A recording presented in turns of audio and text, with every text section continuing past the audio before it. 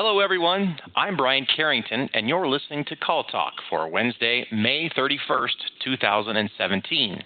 And today's topic is engaged employees. Always a good thing, right? So if you're listening live or you'd like to email me, I'd like to ask you to be a part of the show. And it's real easy, and typically most people come in via email. And mine is Brian at BenchmarkPortal.com, spelled out BRIAN at BenchmarkPortal.com.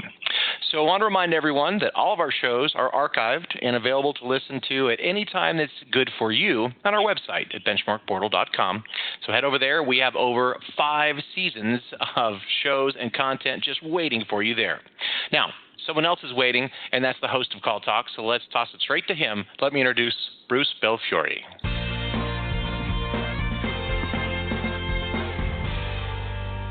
Thank you, Brian, and welcome back to Call Talk, everyone. As you know, Call Talk is dedicated to providing contact center managers with best practice insights, and few areas of management concern are hotter today than employee engagement. Engaged employees are productive, happy employees, and they foster satisfied customers and engender loyalty that's needed to obtain and to retain business in our competitive world. So from hiring, training, motivation, and career advancement, keeping employees engaged, and that's a big payoff for the company, the employee, and you as a manager, since you have to walk into the center every day. That's why we brought an expert on the topic for you, David Kingsley, Senior Vice President of Global HR Strategy and Operations at Salesforce. Welcome to the show, David. Thank you very much, Bruce. It's an honor to be here. Okay, great. Well, David and I met at a recent conference where he laid out some really interesting concepts based on his experience. He's an organizational effectiveness executive who currently serves, as I said, as Salesforce's Senior Vice President of Global Human Resources Strategy, and he leads a global team of 85 professionals in 12 offices around the world in HR strategy, analytics, program management, and employee relations, which serves the 25,000 employees of Salesforce across 26 countries. He's focused on the design, development, and delivery of the employee experience with the perspective that company culture is a thread which runs from the candidate and new hire experience to the employee experience through the customer experience. And he holds a BA in International Relations from Catholic University and a Master's in Organizational Science from George Washington University. And prior to joining Salesforce, David held leadership roles in management consulting with Accenture and Booz Allen. So that is quite a resume you've got there, David. So tell us, why Thank do you, you Bruce. care? Okay, no, it's great. It really is. And actually, it's great to have somebody on who's able to dedicate full time to just thinking about how to engage employees. I mean, this is, you have really had an opportunity to think about that on a very, very profound basis. So we're happy that you're on and able to share that with our listeners.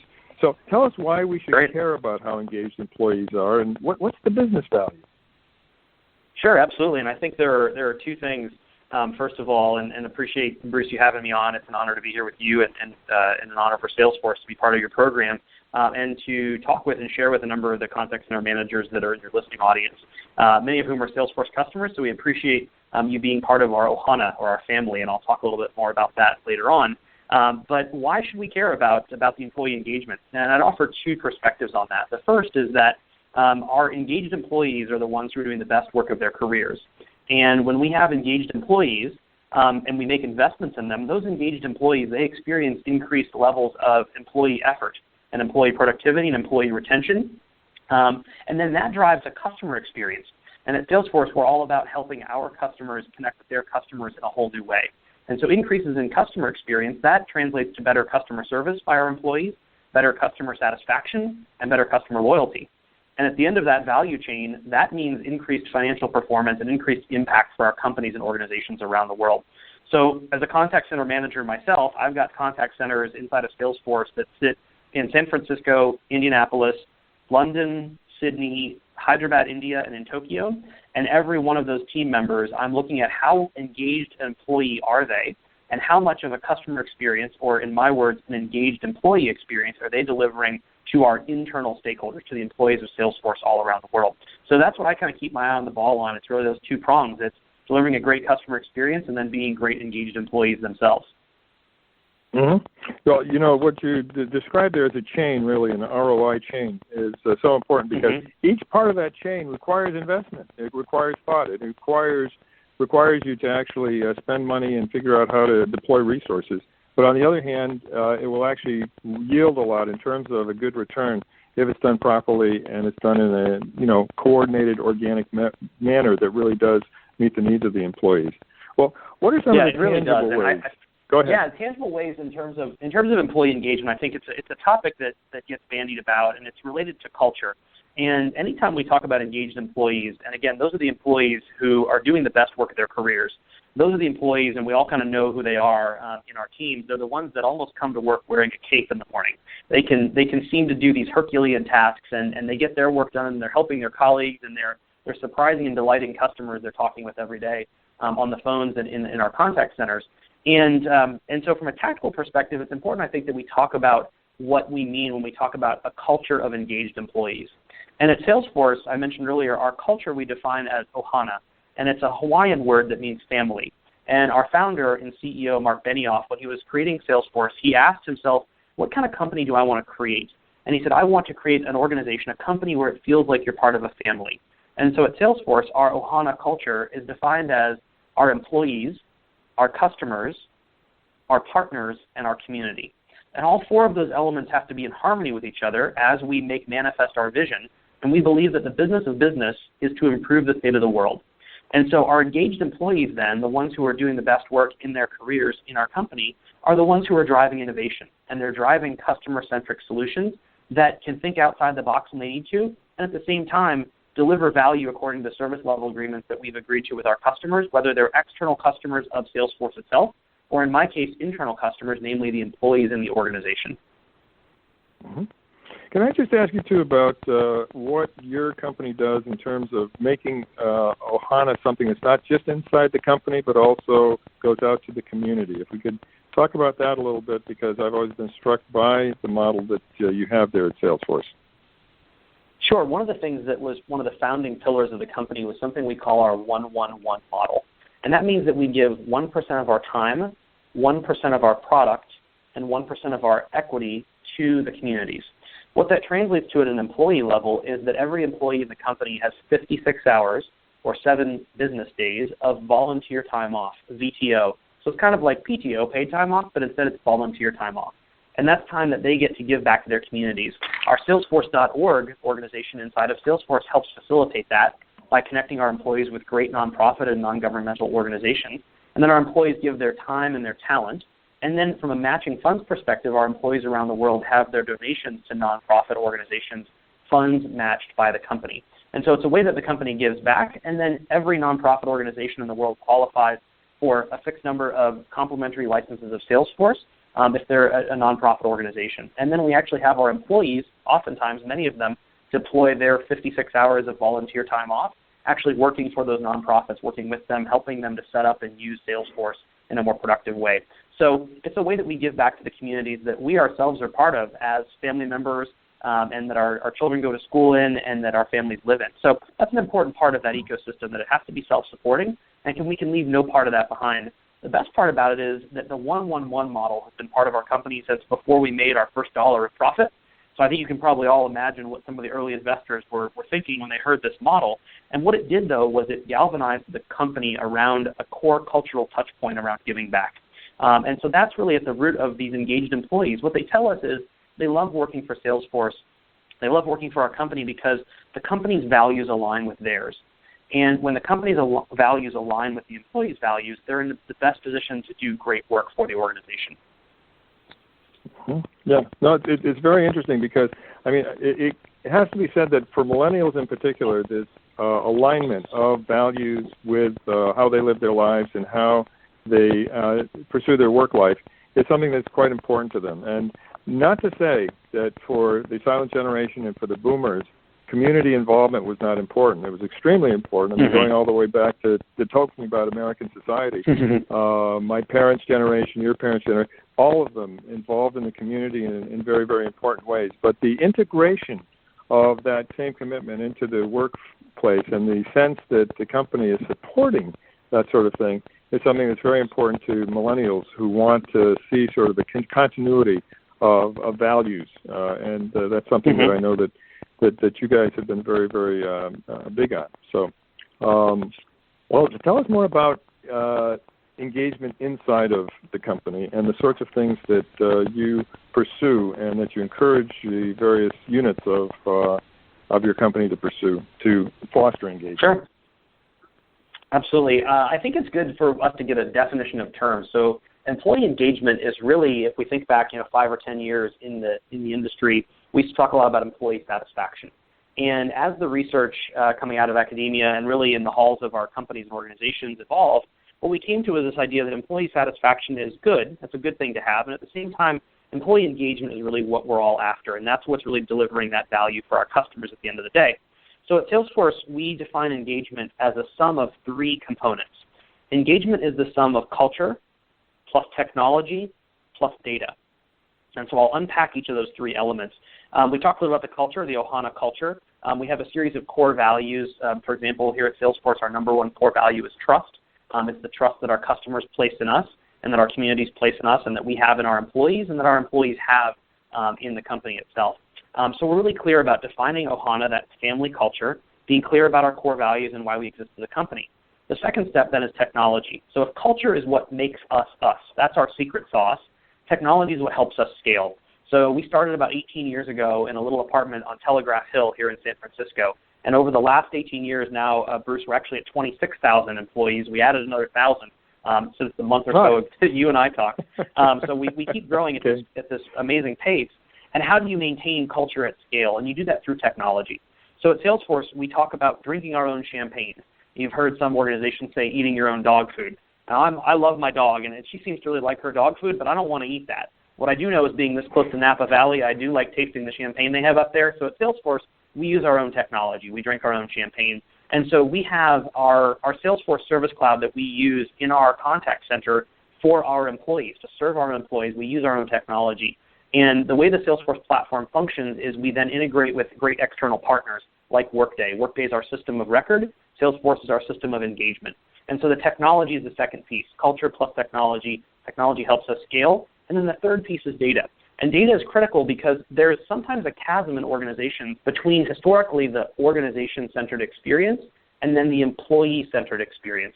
And what we're all after in business today, I think, is this employee-centered experience because our employees come into work every day expecting, and I would almost say demanding, a customer experience in their own employee journey.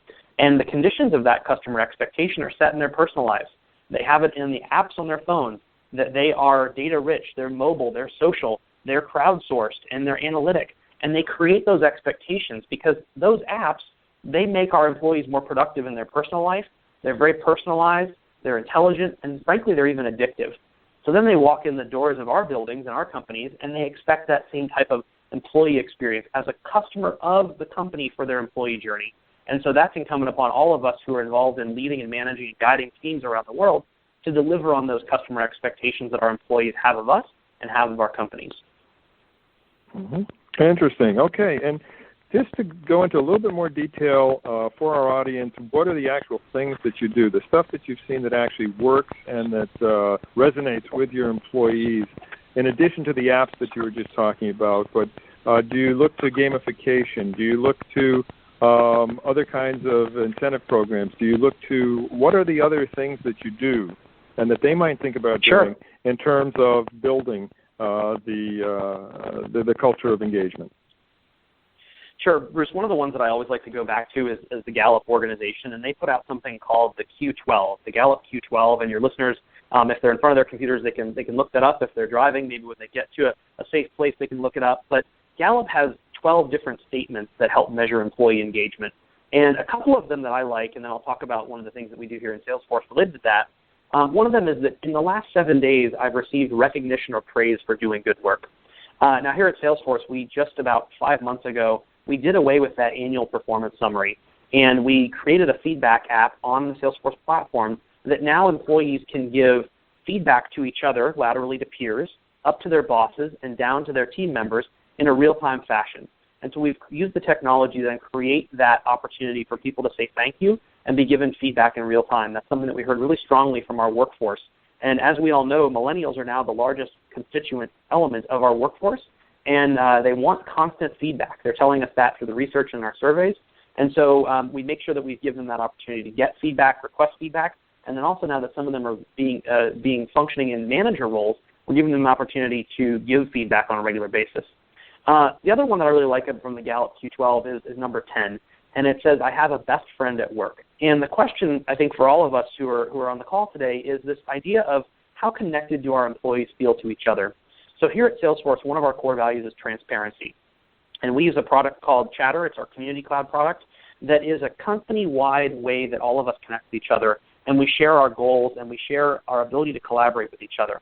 One of the interesting things that we do, and I haven't seen no other company like this in my nearly 20-year career, is we broadcast our senior executive company meetings to the whole company.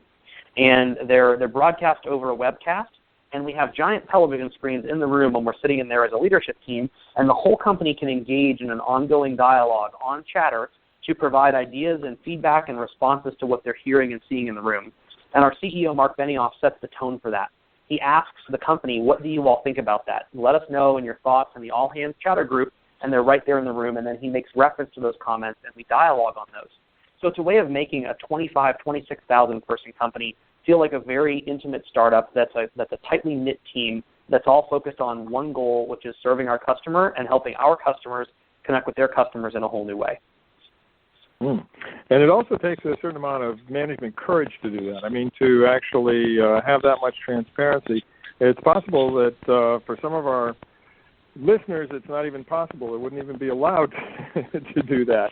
So the thing is, I guess the idea is that to the extent that you can, to bring that immediacy, to bring that transparency down to things so that at least the people in your operation feel that you as a manager are communicating with them, are giving them the information that they need and that they should have, and that makes them part of the organization is a very important thing to do. Yeah, the research tells us that employees, more than anything, they want to know they've been heard. They want to have a voice. They're okay if their idea isn't taken up or their recommendation isn't followed. They just want to know that they've been heard. And so I'll tell you, when I came to Salesforce and I started operating in this system, I was a little concerned. I said, how's this going to work when anybody can say anything to anyone at any time in the company globally? And here in the HR operation, we have a delete button. I have a delete button I can use if there's something on there that's inappropriate. And I can tell you in the 4 years I've been at Salesforce, never one time have I used that button because it's really a self-governing process. And at the same time, I know there are customer organizations that I talk with, especially in highly regulated industries, where they say, you know what, that setup won't work for me. And so our customers who are on the Salesforce platform, they can actually configure that and tailor that to restrict a bit what can be said and where and to whom in the system. And at the same time, the spirit of transparency, when a leader can get out to their workforce in real-time fashion to share information or solicit ideas or feedback, I think is the really critical takeaway there. Right. I think that's it, that the spirit of transparency, if you take it on yourself, even if you're in an environment that doesn't allow for the latitude that Salesforce.com does, that you're able to get some of the benefits, particularly in terms of loyalty from your employees and the input from the employees that you're really looking at. Well, okay. Absolutely. So how do you measure something like engagement? You know, where it's a bit fuzzy, but how do you measure something like that, David? Yeah, so we survey our employees twice a year. And when we first started out, there were some skeptics. They said, we get a lot of surveys as just human beings, right? In life, in business, we get a lot of surveys. We really want to survey people 2 times a year. Our employees are busy focused on our customers. And what we did was 2 things. First of all, we made sure that the survey was very tight. It's about 30 questions that we ask that are really focused on action-driven questions that we can then take and provide action planning from. So we get that out.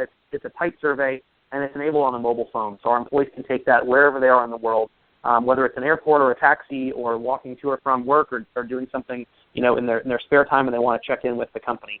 So we give them that ability on their mobile device that they can provide us the feedback. Now, the second step is even more important because I know a lot of companies that put out employee surveys. The second step is probably the most important one. We publish the results of our survey to the whole company, and we publish it with visibility down to a level of a manager who has 10 or more direct reports. So if a manager has 10 or fewer, we want to preserve the anonymity of the survey, so we won't publish the relationship between that manager and her or his direct reports. At the same time, if the organization is big enough, 10 or more, we publish it. So everybody in the company can look up every other manager and say, hey, how's the culture in their little organization? How's it going on their team? How engaged are the employees? And that transparency then we find drives action, because managers look at themselves against their boss, against the company, against their peers, against their friends and other parts of the organization, and it drives them to action because they want to deliver better employee experiences, better engaged employees in their organization. And so what they do is then they start action planning and they ask for feedback and they say, hey, here's what we heard from the employee survey.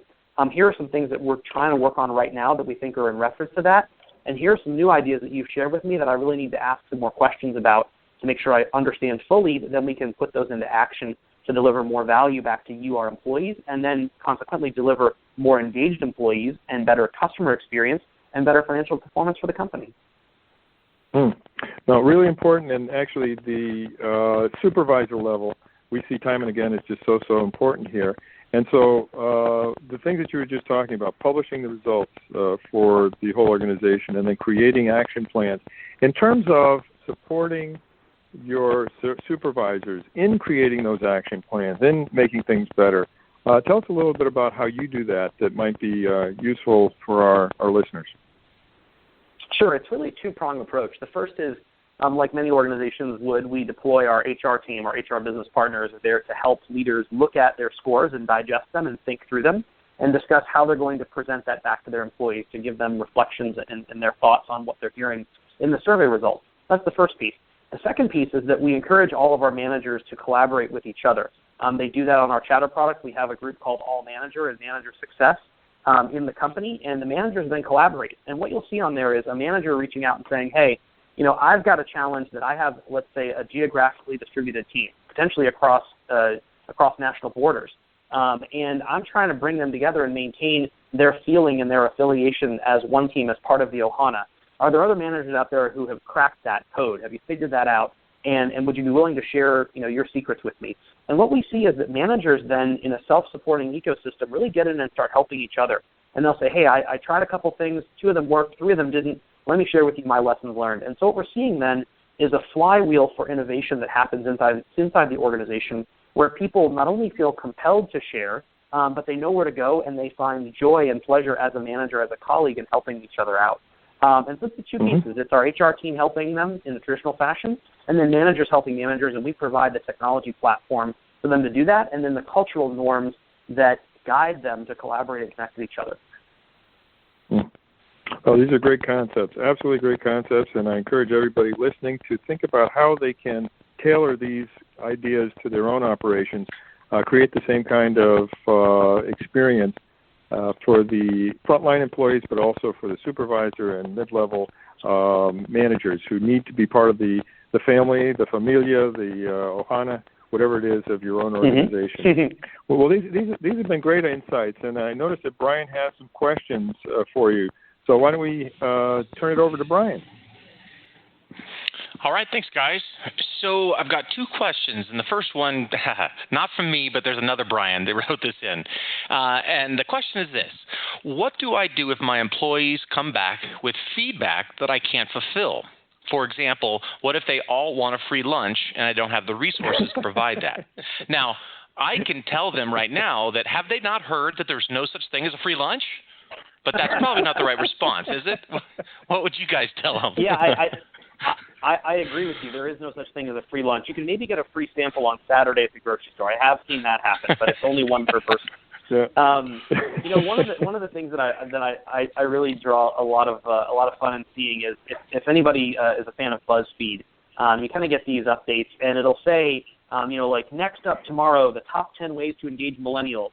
And then a few days later, you'll see something that says, the top 5 ways to engage baby boomers. And you know what? When you open those articles and you read them, there's not a whole lot of daylight between them. There's not a whole lot of difference. And ultimately, it all goes back to the fact that we are human beings still interacting with other human beings in business and in commerce. And so it all goes back to feeling heard. So if an employee has an idea with some feedback that's something the company can't fulfill, let's say it is, I want to give free lunch to the whole company every day, and that's just, for many of our organizations, including ours, we've chosen to spend our money in other ways and put that back to our customers. And so we don't provide free lunch to all of our employees. But what employees want is to know they've been heard. They want a voice, and they want to see at the table. And so the most important thing I think that our leaders can do, and this is an encouragement that I give to all of our leaders inside of our organization, is to make sure that they acknowledge receipt of the message. Using some good old-fashioned repeat back. What I think I heard you say was this.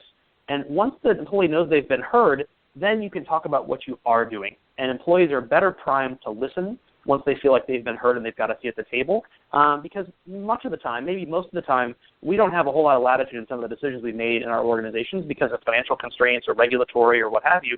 And at the same time, our employees really want to know that they're part of the team, they're part of the Ohana, and part of that starts with knowing that their voice is heard by leadership. Right. If I could just add to that, Dave, the fact that I've seen situations time and again where you get the feedback, you do something with it, and then you let the people know that you're doing it because of the feedback you've gotten, and they're just delighted. It really does help the engagement and the feeling of having been heard, as you said. There was one situation, in fact, Absolutely. in which we did a survey for a fairly large organization, and one of the things that came back for this center, it wasn't every person, but on a strikingly frequent basis was, I'd like to have an ice machine in the break room. And it was like, wait a minute, there's no ice machine in the break room? And so anyway, one of the things we brought back, among numerous others, was, okay, get an ice machine for the break room. And they did, and we said, don't just put an ice machine in the break room. Put a sign on the ice machine which says, thank you very much for your feedback. We heard you. Here is your ice machine. And done in a very, very nice way. You have no idea how this had an impact on the morale. The people just thought, again, the ice machine was something they needed, they wanted, but it was mainly the fact that they'd been listened to and that something was done about it. That really, they appreciated that. And I remember in another situation. Engagement booster.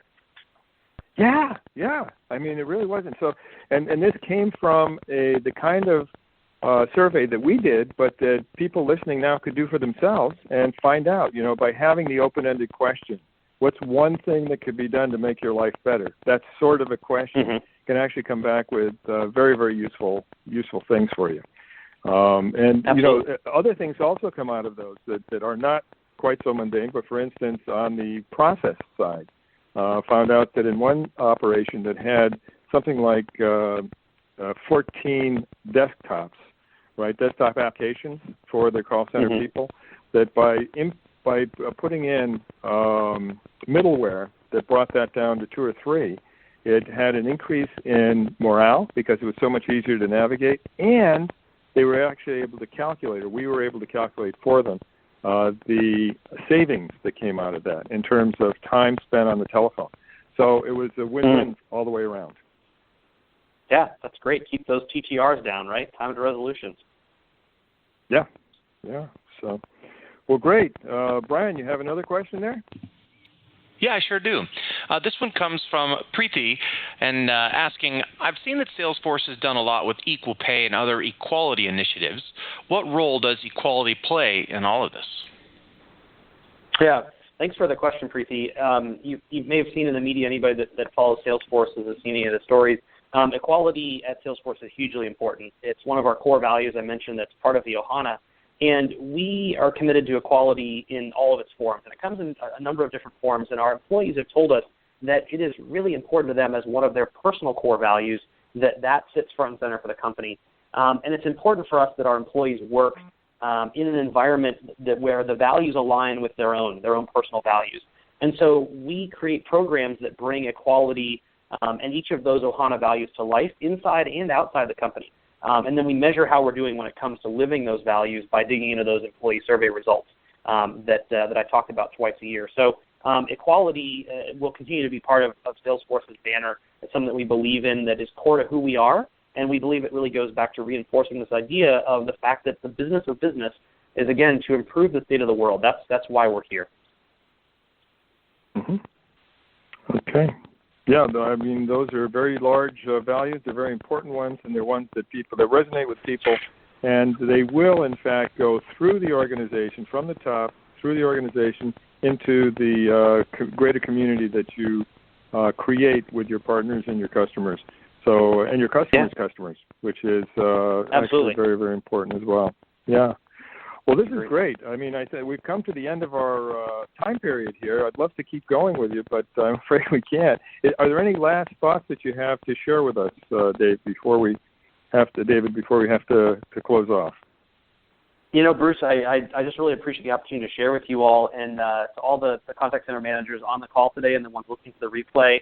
I have a deep affinity for what you all do, what we do for a living. I think we're the pointy end of the spear, oftentimes I call it, into the customer organizations, and we deliver the customer experience to the customers of our companies. And just wanted to express appreciation for all your listeners and the hard work that they're doing every day, and also their commitment to improving their own organizations and their own leadership style through listening to programs just like Call Talk. And Bruce, thank you, and Brian, thank you for hosting us today.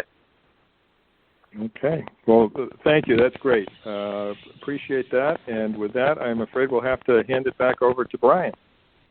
Thanks, guys. Yeah, another good show and a lot of good insight there, so appreciate the discussion, and definitely worth another listen, I think, on this one. Want to remind you that you can go to our website at BenchmarkPortal.com and to the Call Talk archive. Over 5 seasons that you'll be greeted with there, and content of all sorts. So make sure you take a look at that and find some other shows that might serve you and your contact center as you work through initiatives that you guys are dealing with this year. So basically, from all of us at Benchmark Portal, keep those headsets steady and your fingers ready. This is Brian Carrington signing out.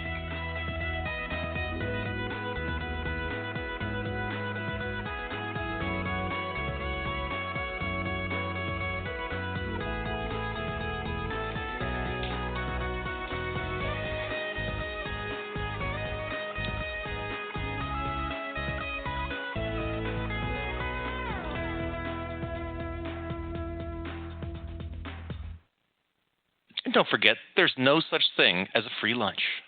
Or is there?